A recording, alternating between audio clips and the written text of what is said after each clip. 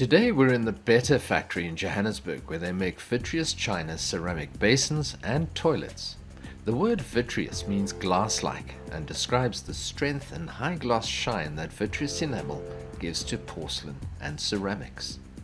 In this episode we're going to have a look at the way in which toilets are made. A toilet consists of two sections, a toilet bowl and a water tank, which is also known as a cistern. The water tank is bolted to the top of the toilet bowl. When the toilet is flushed, water flows from the tank into the toilet bowl. A process known as washdown causes the water in the bowl to rush down the drain. The toilet bowl is then filled with clean water. The toilet bowl and the water tank are made from a mixture of clay and other minerals.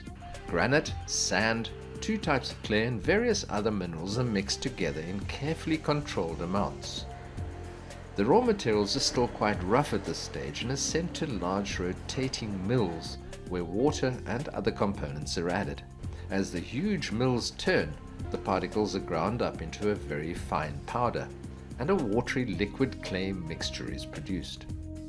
This section of the factory is built over huge tanks which are very deep and store the liquid clay mixture that will be used to make the toilets. This Better factory is one of the largest factories of this type in the world and is one of the most automated. They utilize high pressure casting technology which produces toilets of consistent size and thickness. To begin the molding process, the pieces of the resin mold are closed and held in place with hydraulic pressure. As the top section fits into the rest of the mold, an airtight joint is created. The ceramic liquid that we've just seen being prepared is drawn from the storage tanks. It's sent to the molding machine through a series of pipes and pumped into each of the molds. The molding process is entirely computer controlled. Under pressure inside the mold, water is forced from the liquid clay through the porous resin mold, leaving behind the solid material.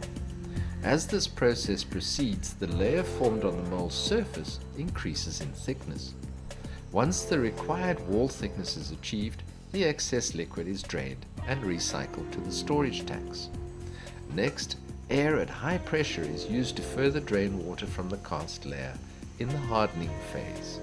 The casting process is computer controlled, with different settings being entered into the computer for the various different toilet designs and sizes that are produced in this factory. Now the casting machine is opened and the toilet bowl can be seen. It's soft at this stage and is handled with great care as it's removed from the mold. The mold is washed and cleaned in a process which is entirely automated.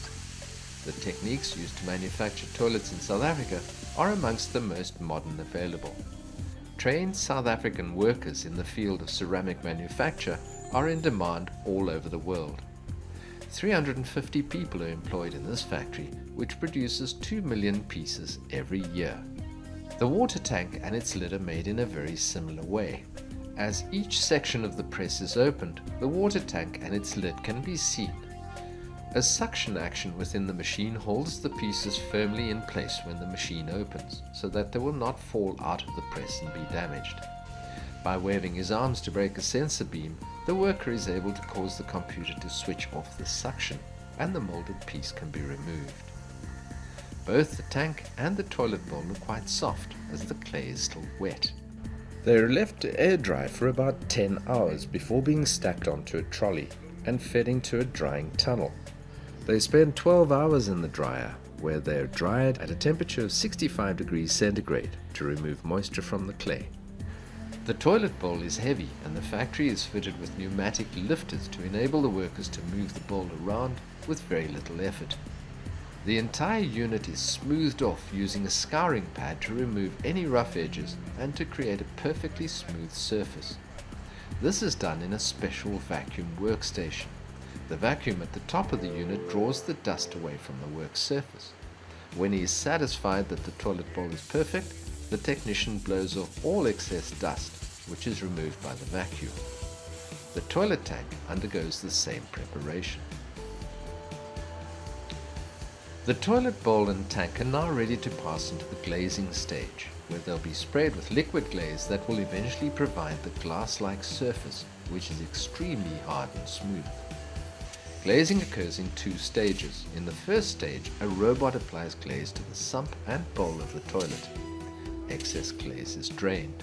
Once the bowl and sump have been glazed, the toilet moves to the next section where a spray robot sprays the outside of the piece.